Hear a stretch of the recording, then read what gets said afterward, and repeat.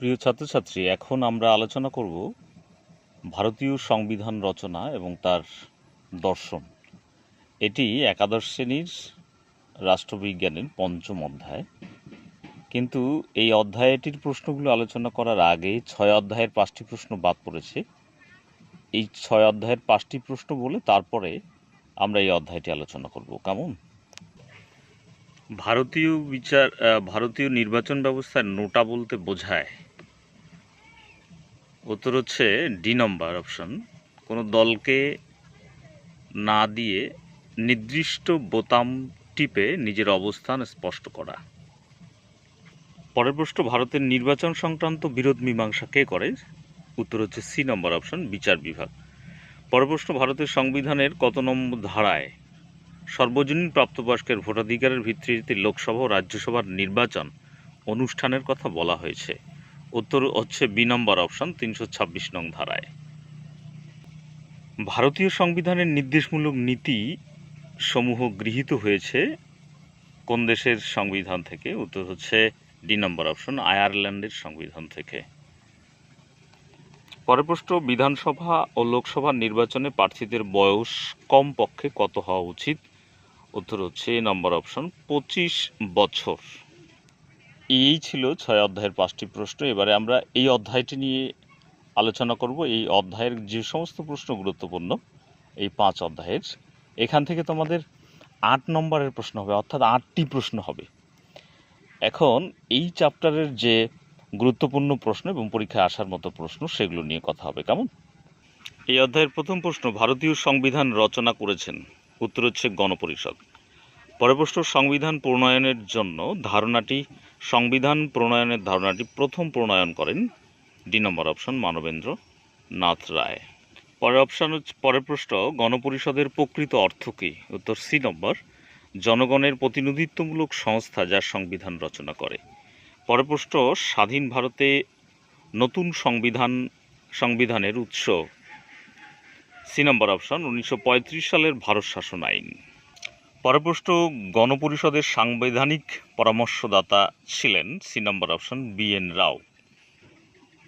পরের প্রশ্ন, the Indian constitution cornerstone of a nation বইটি লিখেছেন? ডি নম্বর অপশন, গ্রেনভিল অস্টিন। পরের প্রশ্ন, কোন সালে গণপরিষদ গৃহীত হয়? ডি নম্বর অপশন, 1946 সালের 9 ডিসেম্বর। পরের প্রশ্ন, ভারতের সংবিধানের রূপকার কে? উত্তর হচ্ছে C number option, doctor B R. Ambedkar. পরের প্রশ্ন, ভারতের গণপরিষদের সভাপতি কে? উত্তর হচ্ছে C number option, doctor Rajendra প্রসাদ। পরের প্রশ্ন, গণপরিষদের অস্থায়ী সভাপতি কে ছিলেন? উত্তর হচ্ছে ডি নম্বর অপশন, সচ্চিদানন্দ সিংহ। গণপরিষদের খসড়া কমিটির সভাপতি কে ছিলেন? উত্তর হচ্ছে C number, doctor B R. Ambedkar.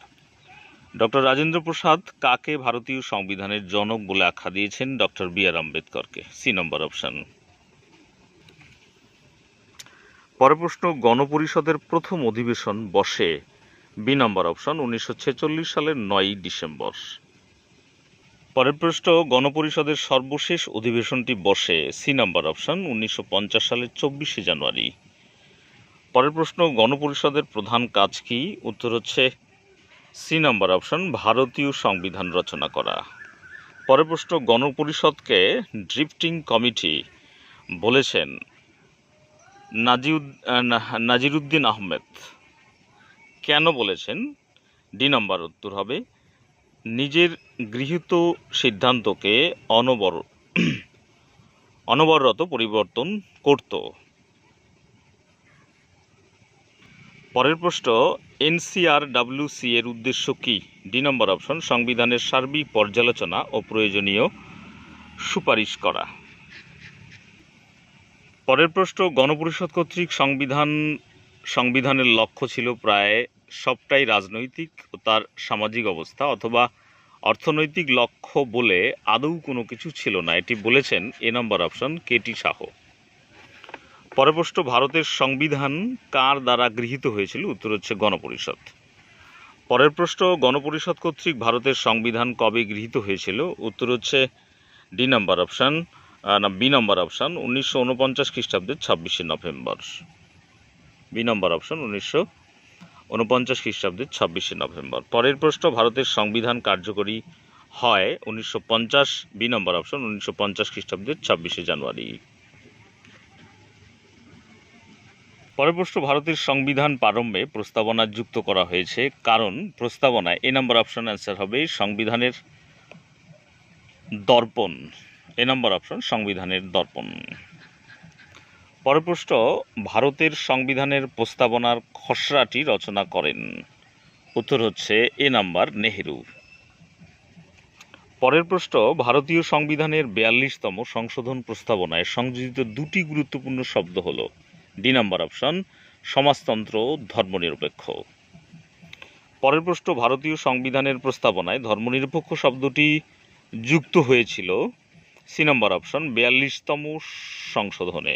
পরের প্রশ্ন, ভারতীয় সংবিধানের উৎস জনগণ, তাদের হাতে সমস্ত ক্ষমতা অর্পিত হয়েছে। সুপ্রিম কোর্ট সংবিধানের এই আদর্শকে স্বীকৃতি দিয়েছে, বি নম্বর অপশন এ কে গোপালন বনম, মাদ্রাস রাজ্য মামলা। পরের প্রশ্ন, ভারতকে সার্বভৌম বলা হয়েছে কারণ, সি নম্বর অপশন রাইট হবে আভ্যন্তরীণ ও বাহ্যিক দিক থেকে চরম ক্ষমতার অধিকারী। পরের প্রশ্ন, সংবিধানে প্রস্তাবনায় উল্লেখিত গণতন্ত্র শব্দটি প্রকৃত অর্থে বোঝানো হয়েছে, এ নম্বর অপশন সার্বিক ভোটাধিকারের স্বীকৃতি। পরের প্রশ্ন, আমরা সাধারণতন্ত্র দিবস পালন করি, উত্তর হচ্ছে বি নম্বর অপশন 26শে জানুয়ারি। পরের প্রশ্ন, সংবিধান একটি দেশের কি ধরনের আইন, উত্তর হচ্ছে বি নম্বর মৌলিক। পরের প্রশ্ন হচ্ছে, ড্যাশ হরিজন পত্রিকার মাধ্যমে গান্ধী গণপরিষদের প্রয়োজনীয়তা সম্পর্কে সুস্পষ্ট অভিমত ব্যক্ত করেন, এ নম্বর অপশান 1939 সালের 19শে নভেম্বর। পরের প্রশ্ন, গণপরিষদ গঠিত হয়েছিল কয়জন সদস্য নিয়ে, উত্তর হচ্ছে ডি নম্বর 389 জন সদস্য নিয়ে। পরের প্রশ্ন, ড্যাশ গণপরিষদের প্রথম ডোমিনিয়ন পার্লামেন্ট হিসাবে কাজ করে কেন্দ্রীয় আইনসভার কার্য পরিচালনার জন্য ড্যাশ সর্বসম্মতভাবে অধ্যক্ষ নির্বাচিত হন, এ নম্বর অপশান 1947 খ্রিস্টাব্দের 17ই নভেম্বর জিভি মভলঙ্কর। অ্যান্সারটি দেখো আরেকবার, এ নাম্বার অপশন 1947 সালের 17ই নভেম্বর জিভি মভলঙ্কর। তারপরে এই প্রশ্নটি দেখো, স্তম্ভ মেলানো প্রশ্নটি, ক স্তম্ভের সঙ্গে খ স্তম্ভ, ভালো করে দেখো তোমরা এইটুক। এইটার উত্তর হচ্ছে বি নাম্বার অপশন, এটার উত্তর হচ্ছে বি নাম্বার অপশন।